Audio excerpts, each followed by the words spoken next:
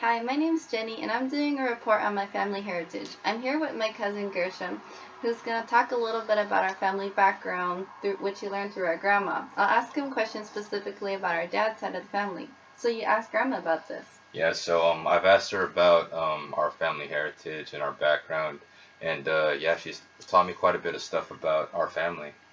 Well, so some Filipinos have Spanish background. Do we have Spanish background? Yeah, our Spanish background starts off with a man named Pedro Fajardo, who was our great great grandfather, and he's pretty much the first person that you come across in our family who was Spanish. Was he full Spanish?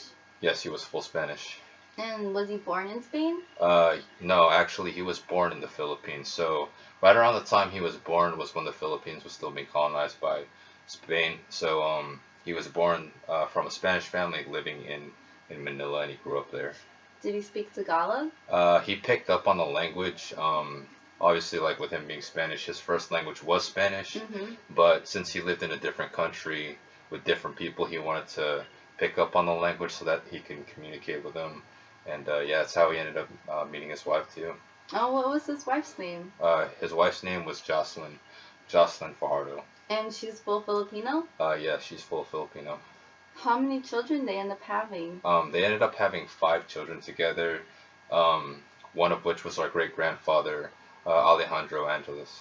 Oh, so why was his name Fajardo? Okay, so this is where the story gets really interesting. So to start with, right around the time they had a family together was when the Philippine Revolution started. So just some things about the Philippine Revolution. The Filipinos didn't want the Spanish in their country anymore, so they rebelled against the Spanish. And with Pedro being Spanish, he didn't want to risk getting kicked out of the Philippines and abandoning his family.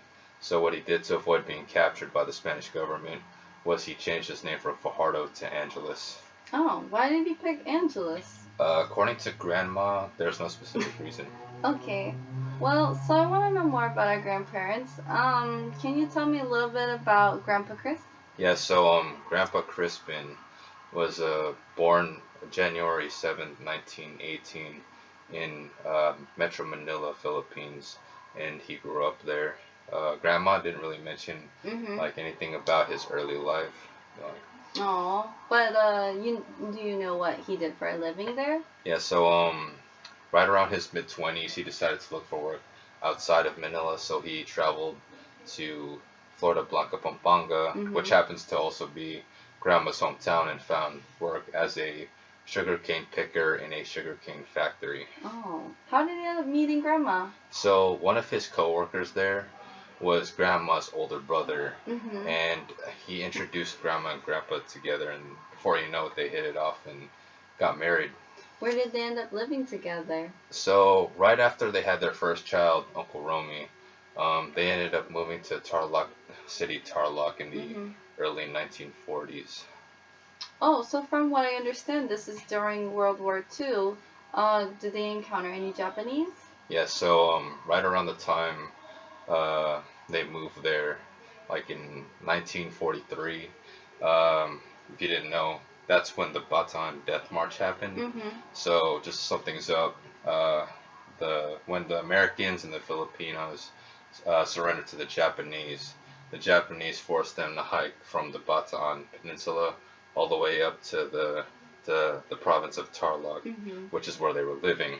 So Grandma actually had an encounter with a couple of Japanese soldiers, and according to her, they were very, very rude people at the time. Oh. And she also told me that if you were a single lady, that there Mm-hmm. was a good chance that they would rape you. And I think that played a part in her wanting to get married a little earlier than normal, Yeah. like sooner or later, you know what I mean? Yeah.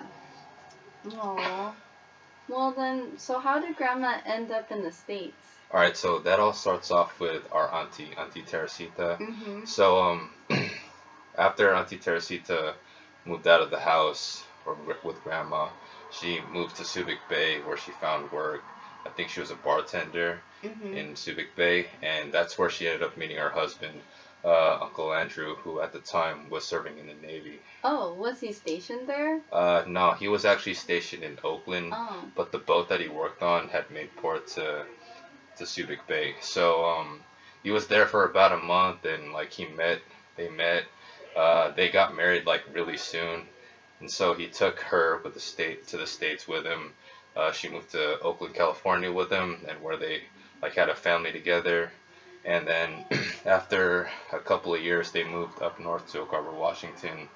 And after living there for a year, she realized that it was a really good city to raise a family, you know, have Yeah. kids. So she petitioned grandma to come to the States with her in like 79 after grandpa died.